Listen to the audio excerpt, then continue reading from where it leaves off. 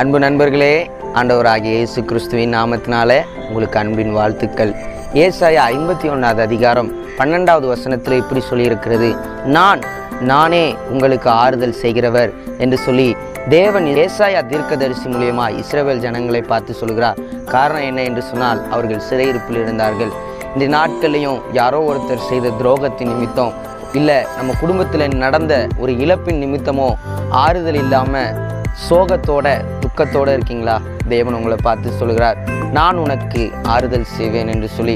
இந்த நாளில் யாருக்கு ஆண்டவர் ஆறுதல் செய்தார் என்று பார்க்கும்போது, அதே அதிகாரத்து 1வது வசனத்தில் நம்ம வாசிக்கும் போது, நீதியை பின்பற்றி கர்த்தருக்கு செவி கொடுக்கிறவளே கேளுங்கள் என்று சொல்லப்பட்டிருக்கிறது.